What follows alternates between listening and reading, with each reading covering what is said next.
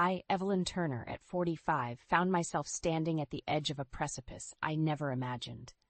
Richard, my husband of 15 years, stood before me, his eyes a mirror of disdain and frustration that had been brewing over the years. "You're nothing but a leech, Evelyn. If you're so unhappy, why don't you just leave?" His words, laced with venom, cut through the tense silence of our living room. I looked at him. This man I had shared over a decade of my life with, and felt a strange sense of detachment. The beer can he flung at me, still dripping down my face, was a cold testament to how far we had fallen. The sticky liquid on my skin was nothing compared to the sting of his words. "Fine, I will," I retorted, the weight of my decision settling in my heart. I wasn't going to be a punching bag for his frustrations any longer. I thought back to the early days, the love that had once seemed unbreakable. We were both career-driven when we first met. I was a promising marketing professional, and he worked at the local government office. Marriage came with dreams of a happy family, a dream that slowly turned into a haunting mirage. The pressure to have a child became a silent wedge between us. I still remember the day I decided to leave my job 5 years into our marriage. The unspoken expectations from Richard's family, the pitying looks, the whispered questions. They were all too much. I thought stepping back from my career to focus on fertility treatments would ease the tension. How wrong I was.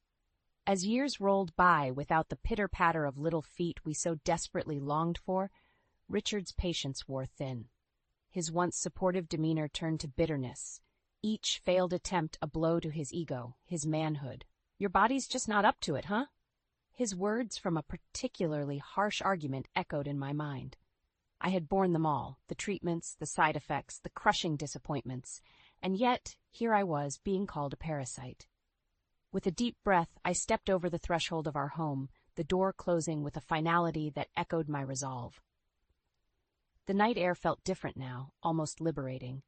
The suburban street, usually quiet and unassuming, felt like the runway of a new beginning. I didn't know where this path would lead me, but one thing was clear. I was no longer the woman who would shrink under the weight of Richard's disdain. The journey ahead was uncertain, but for the first time in a long while, it was mine to make. The train to my parents' house offered a fleeting escape, each passing landscape blurring into a montage of my thoughts. My parents, Robert and Diane, were a beacon of comfort in the tempest of my life. As I stepped into the familiar warmth of my childhood home, their concerned expressions were a silent testament to my unannounced arrival. "Mom, Dad, My voice faltered, the weight of my confession anchoring me to the spot. "What happened, Evelyn? You look like you've been through a storm." My mother's voice was laced with worry as she reached out, her touch a reminder of simpler times. I let out a deep sigh, the dam of my emotions breaking. "Richard and we had a fight. I couldn't stay there anymore," I confessed, the words tasting bitter. The look of shock on my parents' faces quickly turned to anger. "That man has always been a thorn," my father muttered, his disappointment in Richard never a secret. I recounted the events of the night, the years of accumulated pain spilling over. My parents listened, their expressions a mix of anger and heartbreak. They had never truly approved of Richard, but their love for me had silenced their objections. "He called me a parasite, Mom." I choked on the words, the hurt resurfacing. "A parasite? After everything you've sacrificed?" My mother's voice rose in disbelief. "You gave up your career, endured those treatments?" Her words were a painful reminder of the life I had left behind. I had been a rising star in the marketing world, full of ambition and ideas, but the desire to start a family, fueled by societal expectations and familial pressures, had led me down a different path. Richard's support had been my solace during those trying times. But as each treatment failed, his patience waned, replaced by a bitterness that poisoned our marriage. The man who once held my hand through every doctor's visit had transformed into a stranger. His frustrations often unloaded onto me. My father's voice pulled me back from my reverie. "You don't deserve this, Evelyn. You've been more than patient with that man." Their words, though comforting, were a stark reminder of the reality I now faced. I was no longer part of a we. It was just me, standing at the crossroads of my life. As I lay in my old bedroom that night, the moonlight streaming through the window, I made a silent vow. Richard would see the woman he had underestimated. This was not just about leaving a failed marriage. It was about reclaiming the parts of me that I had lost along the way. The dawn of the next day was more than just a new morning. It marked the beginning of my journey towards self-reclamation and retribution. The days following my return to my parents' home were a blend of healing and introspection. Amidst the nurturing care of my family, I found myself reflecting on the years lost to a marriage that had become a shadow of its promise. It was time to step out of that shadow. I set up a small workspace in the corner of my old room, my laptop, an old friend welcoming me back. The world of marketing, once my arena of triumph, beckoned me again. I started reaching out to contacts, piecing together a freelance consulting business. It felt like awakening from a long slumber. "Remember, Evelyn, you were always meant for more than what that man allowed you to be," my father said one morning, his words a bolstering force. I found solace in the rhythm of work, the challenges a welcome distraction. My expertise, once set aside to fulfill the role of a hopeful mother and neglected wife, now became my weapon of independence. Then, one evening, as I sat immersed in a project, my phone buzzed. It was Richard. My heart skipped a beat, a mix of apprehension and anger bubbling within. "Evelyn, we need to talk. You can't just leave things like this." His voice was a mix of frustration and feigned concern. "Talk? Now you want to talk, Richard?" I countered, my voice steady despite the turmoil inside. "You're overreacting. Come back and we'll sort this out. You belong here with me," he said, a tinge of command in his tone. I scoffed, the audacity of his words igniting a fire within me. "Belong with you? As what, Richard? Your punching bag, your scapegoat for everything that's gone wrong?" There was a pause, and I could almost hear the cogs turning in his mind, searching for a retort. "Evelyn, you're being unreasonable. This is your home," he finally said, his voice laced with a false calm. "Unreasonable? No, Richard. For years I've been the reasonable one, accommodating your moods, your failures, your bitterness. I've lost myself in the process, and I'm not willing to lose any more." The conversation ended with a deafening silence on his end. I hung up, a sense of liberation coursing through me. It was the first time I had spoken back, the first time I had refused to be overshadowed by his ego. As days turned into weeks, my consulting business began to flourish. The satisfaction of rebuilding my career was accompanied by a newfound confidence. I was no longer the woman Richard thought he could control. I was Evelyn Turner, a professional, a survivor, and now a fighter. This new path was not just about financial independence. It was about reclaiming my identity, my dignity. Richard's attempts to belittle my efforts only fueled my determination. The stage was set for a confrontation, and this time I was ready. The newfound strength I had discovered in myself was put to the test sooner than I expected. Richard, ever the manipulator, had grown increasingly desperate in his attempts to regain control. But I was no longer the woman who cowered under his shadow. One fateful evening, as I was finalizing a project, a knock at the door shattered the tranquility of my parents' home. There stood Richard, his face a mask of false contrition. "Evelyn, we need to talk. I've made some mistakes, but we can work through this," he pleaded, stepping into the house uninvited. My father, standing behind me, bristled with anger. "You have some nerve showing up here after what you've done," he growled. Ignoring my father, Richard's gaze fixed on me. "Evelyn, don't let your family cloud your judgment. We're married. That means something." I felt a surge of defiance. "Married? That bond shattered the moment you threw that beer can at me, Richard. What do you want?" He hesitated, and then, as if throwing caution to the wind, revealed the true reason for his visit. "I'm in trouble, Evelyn. The gambling, it's gotten out of hand. I owe a lot of money." The revelation hit me like a wave. His gambling was not just a vice. It was an addiction that had now spiraled into a crisis. "And you think I should bail you out?" I asked, incredulity lacing my words. Richard's face contorted into a sneer. "Who else do I have, Evelyn? You owe me. I supported you through all those treatments, remember?" The audacity of his words was like a slap in the face. "You think I owe you? For what? For years of neglect? For emotional abuse? For calling me a parasite?" The room was thick with tension, my parents standing in silent support behind me. Richard, realizing his usual tactics were failing, shifted his approach. "Evelyn, think about it. If I go down, you go down with me. Your precious new life will be ruined, he threatened, a desperate edge to his voice. But I was done being intimidated. No, Richard, you made your bed and now you have to lie in it. I am not responsible for your debts, your failures, or your life. Defeated and enraged, Richard stormed out, slamming the door behind him.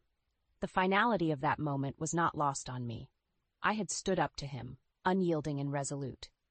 The next morning, I met with a lawyer to discuss the divorce proceedings. Richard's gambling debts were his alone, and I was determined to ensure they stayed that way.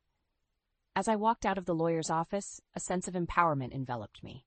I had faced my fears, confronted my tormentor, and emerged stronger. The path ahead was not going to be easy, but I was ready for whatever challenges it brought. The days following my encounter with Richard were a whirlwind of legal meetings and emotional preparation. My lawyer, a competent and empathetic woman, guided me through the divorce proceedings with a reassuring professionalism. Yet, amidst the legalities, there was a storm of emotions brewing within me, a mix of liberation and lingering hurt. Meanwhile, Richard's situation worsened. His gambling debts had caught up with him, and his desperate attempts to find financial relief only plunged him deeper into the mire. I heard through the grapevine that his job was on the line and his reputation was in tatters. This was the karma he had earned, yet I found no joy in his downfall. "Mom, do you think I'm doing the right thing?" I asked one evening, seeking validation amidst the chaos. My mother, ever the pillar of strength, took my hand. "Evelyn, you're reclaiming your life. That's the bravest thing you can do." Her words were a balm to my troubled soul. I had spent years under Richard's shadow, and now I was stepping into the light, albeit a tumultuous one. The day I signed the divorce papers was bittersweet. On one hand, I was freeing myself from a toxic marriage. On the other, it was the end of a chapter I had once hoped would be my forever. As the reality of my new life settled in, I found solace in my work. My consulting business was not just a means of livelihood. It was a testament to my resilience and capability. Clients appreciated my expertise, and the satisfaction of successful projects was a reminder of what I had lost and found again, my professional identity. Richard, however, seemed to spiral further out of control. He tried to reach out several times, sometimes pleading, other times accusing, but I stood firm, supported by the unwavering love of my family and the newfound strength within me. One afternoon, as I was reviewing a project proposal, a call from an unknown number caught me off guard. Hesitantly, I answered, "Evelyn, you need to help me. They're going to take everything." Richard's voice, panicked and broken, echoed through the phone. "Richard, I can't help you. You've made your choices," I replied, my voice steady despite the turmoil his words stirred. "You don't understand, Evelyn. I'm ruined. I've lost my job, my reputation. You can't just abandon me like this," he pleaded. "Abandon you? Richard, you abandoned me long ago, in every way that mattered. I'm sorry, but you have to face the consequences of your actions." Hanging up the phone, I felt a sense of finality wash over me. Richard's fate was no longer my burden to bear. My journey ahead was mine alone, paved with the lessons of the past and the promise of a future I would shape on my own terms. The final chapter of my marriage to Richard closed with a mix of relief and introspection. My newfound independence was both exhilarating and daunting. I had weathered the storm of a crumbling marriage, and now, standing amidst the ruins, I was ready to rebuild. My consulting business was thriving, a symbol of my resilience and capability. The freedom to make my own decisions, to steer my life on my own terms, was a heady feeling. Yet, amid this newfound success, Richard's shadow occasionally loomed. News of his complete downfall trickled down to me through mutual acquaintances. He had lost his job due to his gambling scandal, his reputation irreparably tarnished. The once respected public servant was now a pariah, shunned by those he had once considered allies. One evening, as I was preparing for a client meeting, my phone buzzed with an incoming call from Richard. With a deep breath, I answered, ready for whatever accusations or pleas he had this time. "Evelyn, please, I'm begging you. I have nothing left. Can't you see it in your heart to help me?" Richard's voice was a mix of desperation and self-pity. "Richard, I helped you for years. I supported you, even when you gave me nothing but pain in return. I can't be your savior anymore," I replied, my voice firm. "You're enjoying this, aren't you? Seeing me suffer, You've always been so cold, so heartless, he accused, his words laced with bitterness. I felt a twinge of anger at his accusation. Heartless? After everything I endured with you? No, Richard, I'm not heartless. I'm just no longer willing to be a victim to your choices. There was silence on the other end, and then a soft, defeated sigh. I never thought it would come to this, he murmured, more to himself than to me. The call ended, leaving me with a mix of emotions. Pity, relief, and a sense of finality. Richard's downfall was of his own making, his karma for the years of neglect and emotional abuse. As I moved forward with my life, I focused on my work and my family, the pillars of my strength. I even began planning a community project, a way to give back and connect with others. My past with Richard was a chapter closed, a lesson learned. The journey was not without its scars, but it was also filled with growth and self-discovery. I had emerged from the shadows of betrayal, stronger and more determined. My story was one of empowerment, of a woman who reclaimed her life from the clutches of a toxic marriage, and in doing so, found her true self. And so, as I sat at my desk looking out at the world that was once a daunting expanse, I realized it was now a canvas of possibilities. I had survived the storm, and now it was my time to thrive,